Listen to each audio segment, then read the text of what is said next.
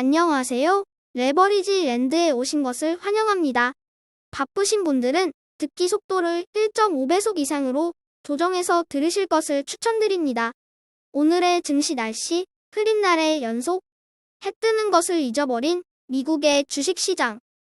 2011년 이후 10여 년 만에 처음으로 7연패에 늪에 빠진 나스닥 시장. 파월 의장의 절교 선언 이후 정신 못 차리며 뭐든 다 부정적으로 해석하는 부정 편향에 빠진 시장. 자라보고 놀란 가슴, 소뚜껑 보고 놀란다. 먼저 오늘의 주요 증시 전망 소식이다. 시장에 대한 예측이 비교적 정확하기로 정평이 나 있는 모건 스탠리의 CIO 마이클 윌슨은 지금은 물가 상승의 문제보다 성장 둔화가 더 큰 화두라며 기업들의 실적이 본격적으로 악화되게 되면 S&P 500은 4분기에 새 저점인 3,400포인트까지 내려앉을 수 있다고 경고했다. 반면에 시장을 비교적 긍정적으로 바라보는 골드만삭스에서는 반대 의견을 내놓았다. 골드만삭스의 수석 에코노미스트 얀 헤치우스는 내년 미국의 경기 침체 확률을 3분의 1로 보고 있으며 여전히 각종 지표들은 경기가 망가지지 않았음을 증명하고 연착륙 신호가 보인다고 긍정적인 전망을 내놓았다. 퍼싱 스퀘어 창업자 빌 에크먼은 물가가 꺾여도 당분간 연준에서 쉽사리 금리 인하는 하지 못할 것으로 전망하며 금리 인상 주기가 완전히 끝이 날 때가 주식을 매수해야 할 시점이라고 내다봤다. 빌 에크먼은 지난 코로나 당시 대량 공매도 후 한 TV 프로그램에 출연하여 지옥이 오고 있다며 개미 투자자들을 공포에 떨게 하여 주식을 내던지게 유도하여 수익을 챙긴 후 연준의 돈풀기를 미리 예측하고 개미들이 던진 주식을 다시 헐값에 재매수하여 크게 2차 수익을 냈던 얍삽한 투자 전력이 있는 투자자이다. 빌 에크먼이 지금 주식을 사지 말라는 거 보니 지금이 주식을 살 때라는 느낌이 강하게 온다. 우리는 이같이 자신의 이익을 첫 번째로 생각하는 전문 투자꾼들의 아무 말 대잔치를 고지 곧대로 듣고 믿는 순진한 투자자가 되어서는 안 된다. 오늘도 나스닥은 하락 마감하며 7거래일 연속 하락이라는 10년 새 처음 발생한 상황으로 연패 기록을 이어갔다.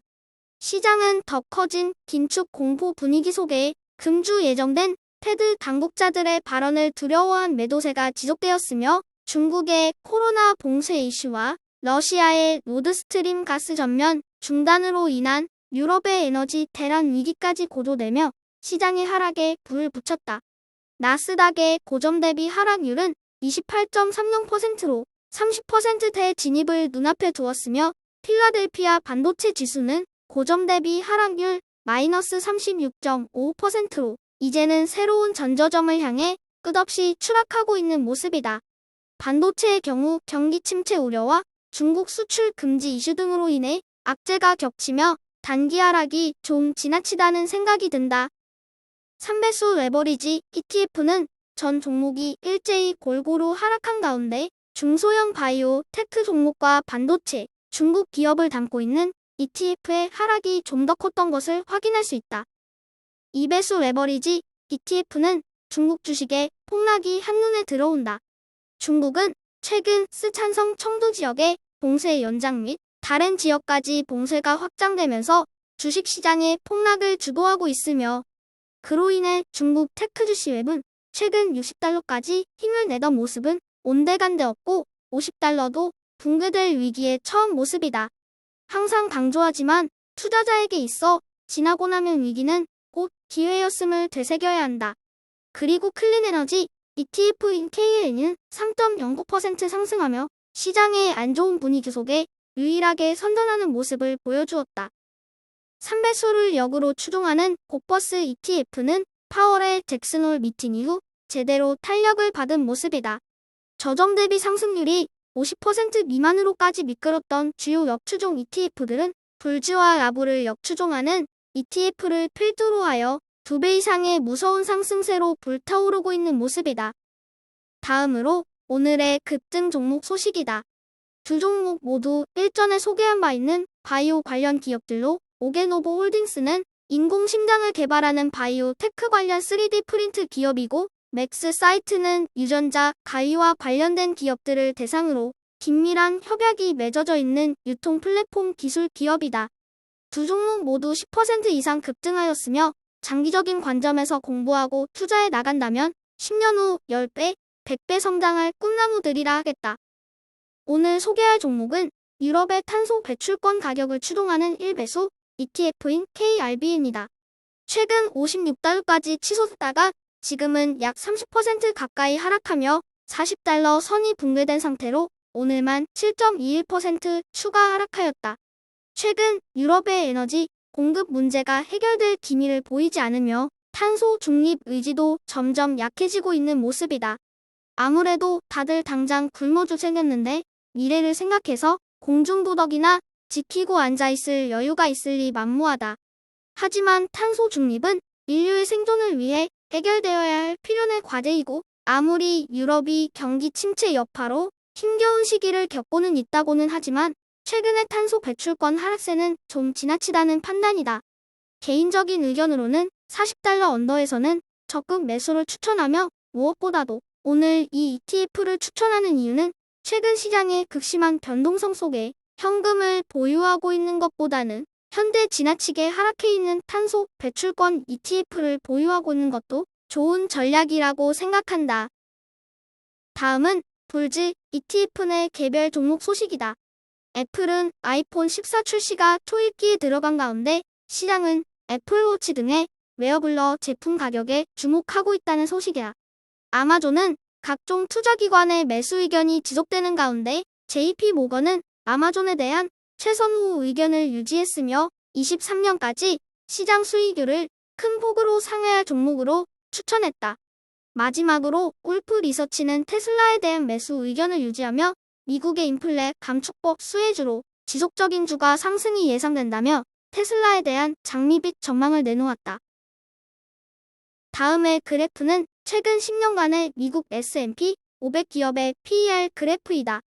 보는 바와 같이 S&P 500의 10년 평균 PGR 약 18 정도로 현재는 그보다도 더 낮은 약 17에 자리하고 있음을 알 수 있다. 물론 아주 저평가되었다고 볼 수는 없으나 최근 3년간의 PER이 20 이상을 유지해왔던 것을 보았을 때 지금은 거품이 완전히 빠졌다고 볼 수 있다. 만약 경기 침체는 오지 않고 기업들의 실적은 계속해서 견고하게 유지된다면 주가도 현 시점에서 더 내려갈 여지보다는 상승할 가능성이 높다고 생각하여 현 시점에서의 S&P 500 기업이 평균 PER을 소개해본다. 시장의 현 주소를 객관적으로 확인할 수 있어야 투자에 있어 이성적인 판단이 가능하다고 생각한다. 최근 연준의 매파 발언 속에 전쟁은 끝날 기미를 보이지 않고 있고 유럽은 최악의 경기 상황에 직면해 있으며 그 와중에 중국은 제로 코로나 정책을 고수하며 글로벌 경기에 찬물을 붓고 있다. 현재 분위기만 봐서는 이 같은 침체 국면이 결코 단기간에 끝날 것 같지가 않다. 하지만 항상 강조하지만 주식시장은 미래의 가치를 반영한다. 그래서 심리가 중요하고 유동성이 중요한 것이다. 물가는 결국 잡힐 것이고 꺾일 줄 모르는 강달러 기조도 때가 되면 하락하게 되어 있다.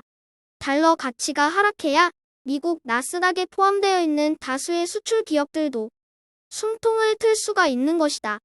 지금은 물가와 달러가 최고점에 위치한 상황으로 지금과 같이 최악의 상황에 주식을 매수해야 최고의 상황으로 전환되기 시작할 때 그 수혜를 온전히 누릴 수 있는 것이다.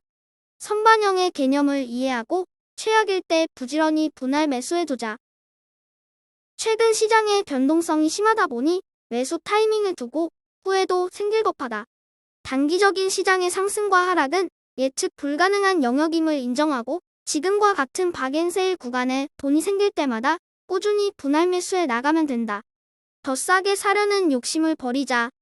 돈도 사람도 주식도 탐할수록 멀어지고 무관심할수록 가까워지는 법이다. 쫓지 말고 그저 가만히 기다리자. 동트기 전에 새벽이 가장 어둡다고 했던가? 강한 자가 승리하는 것이 아니라 버티는 자가 승리하는 것이 주식시장이다. 단순해지자. 3년만 버티면 부자가 된다. 저의 주린이 일기는 내일도 계속됩니다. 영상이 도움이 되셨다면 구독, 좋아요, 알림 설정 부탁드려요. 감사합니다. 모두 부자 되세요.